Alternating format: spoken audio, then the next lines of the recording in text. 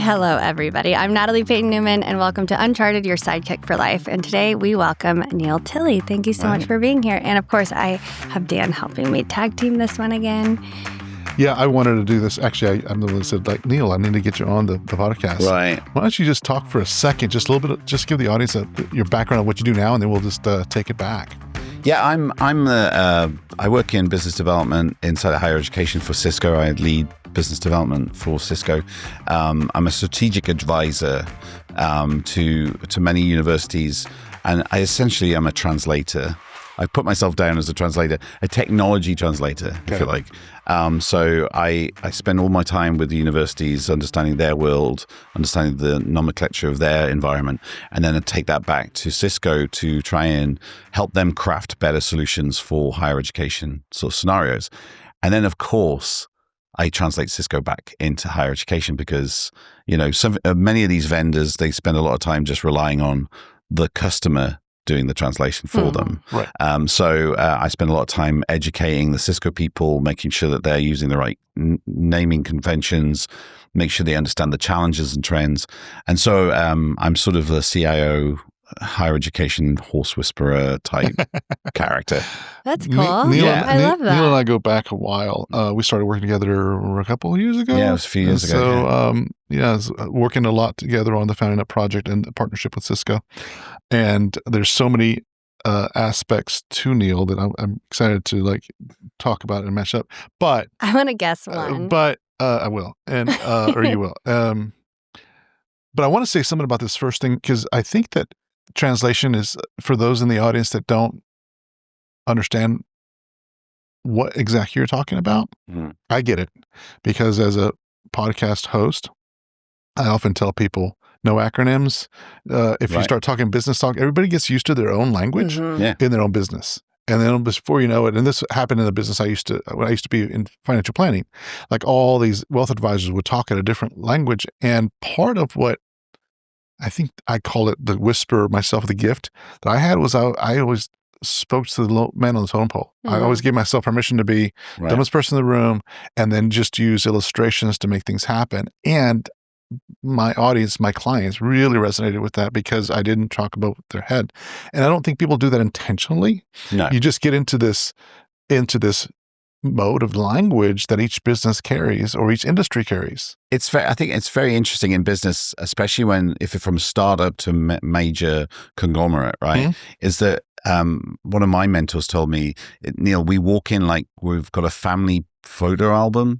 There's all the stuff inside our business, and the first thing we want to do is just show all the pictures. Right. And look at my kids. Yeah, look.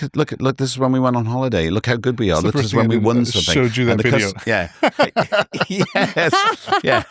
I mean, we're allowed to do it still when we're proud and we want to show reputation and reference. But truthfully, is sometimes customers are sat there going, "Yeah, what? Yeah, you're great, and I have to still have the problem." Right. Yeah. So I think it's my analogy is always about from this perspective of translation is again, a mentor told me this was that 80% of people in the room probably don't understand what you're saying. Right.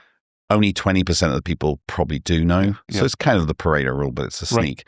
But the truth is those 80 people won't admit it. Right.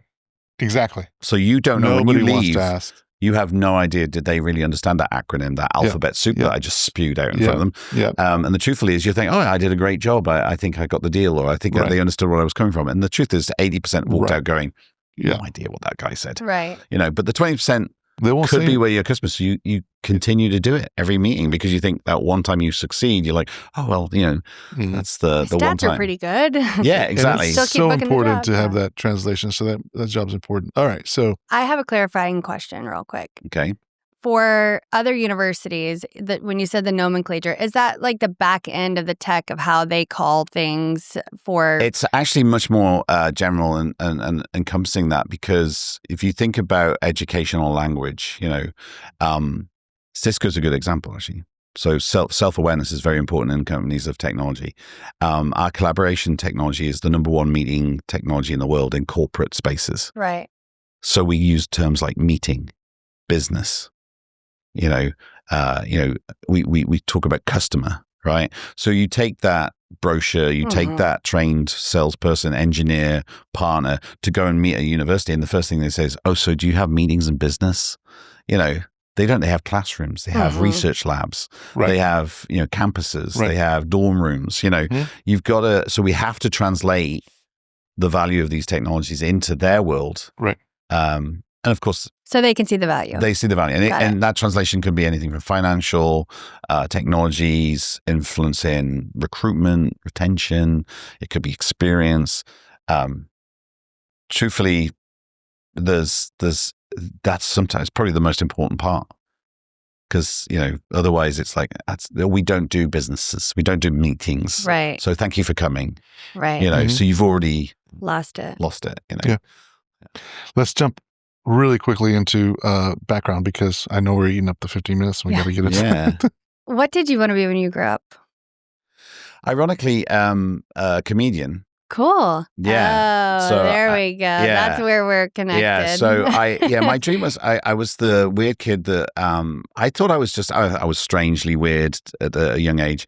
Not many friends, kind of weirdly listening to comedy albums and you just doing impressions. I was an introverted kid to most people, because I was kind of I think I was kind of just offset from normality and growing up in England, in the northeast of England. But that was so was the drama. It was very much. But at the same time, I was also the computer nerd. I was. We're talking about early consoles or early computers like BBC Model Bs, ZX Spectrums, Commodore 64s, VIC-20s.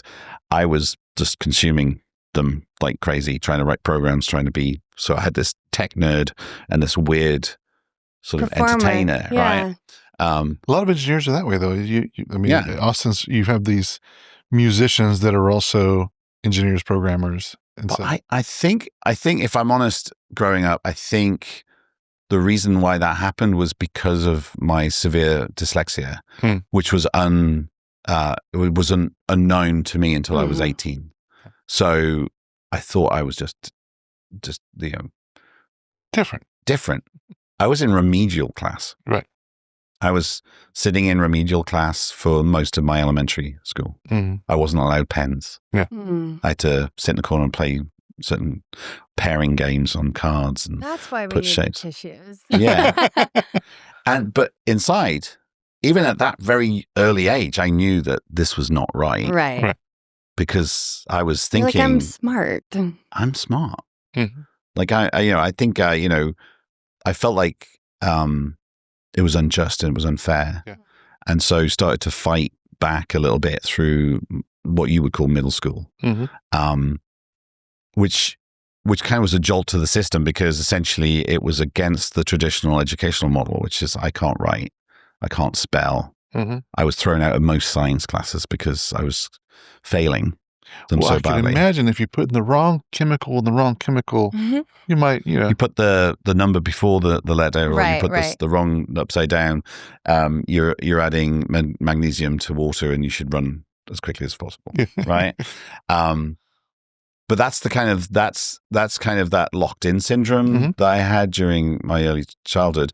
But even from a point of view of what people saw me in terms of I was 11, I did Oliver. Oh, that's so great.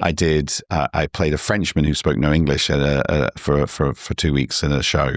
And people were like, well, how's the kid that was in remedial and is in the lower bands of the school suddenly, doing such multilingual dramatic sort of like things. But I knew that I would fail school. So I failed school. I was 16 and I had pretty much no sort of prospects. I got offered a keyboard training program at tertiary college. With tertiary college is probably what you would probably say a vocational trade school. Okay. And that's what they offered me, typing. Got it. But I was very lucky because my father, because he would probably be the first person I would say is the first mentor in my life. He wanted to give me, my brother and my sister a better opportunity. We were in a very sort of poor part of England that had gone through lots of closures, lots of unemployment. We were on food stamps, all that sort of stuff. Where's the tissues? But he moved south in England to go and be a business lecturer at a college. Wow. And so when I got down there, it was like, Neal, you can reinvent yourself because nobody knows you yet. You're not in that system. And so I signed up to an office training scheme, which is essentially was a program where you would work for $28 a week and go to college for what's called a day release. So that you sounds like a great deal. Free college. So it's sort of. It's the 16 to 18, so it's probably still pre-high school diploma. So you're talking about, maybe you would call it a dual enrollment program here, I suppose. So I went to work for the police for 6 months. I worked in a kitchen manufacturer. I worked in an accountant's. Wow. I worked in the state local department treasury. I worked in the education department. You got to try it all for 2 years. And what the big epiphany was essentially my father, he convinced them to let me in because he said, look, he is worth it. He might not have the qualifications on paper, but, and he found a way to kind of manipulate some of the schools I did have. And they said, okay, we'll give him a shot. Right. It was a new program. And of course, the thing that changed massively is, and I've written about this in blogs and stuff about dyslexia, is I am the perfect augmented digital learner that before digital learning even existed. Because the way I have to process things, the way I have to, I've taught myself to learn through pictorial sort of schematics, and the way I retain information and the way I drill into technology has proven to me that I am just as smart as any kid. I just needed that technology enhancement. I needed spell checking. I needed grammar checking. 33% of your history exam at the time was on grammar and English prose, which means I was already failing. Yeah, that's not fair. So the fact that I went into a world where I suddenly could use computers, I could use those and augment them. Suddenly I went from a student who would be struggling in a normal educational system to distinctions all across the board and got offered a place to do a degree.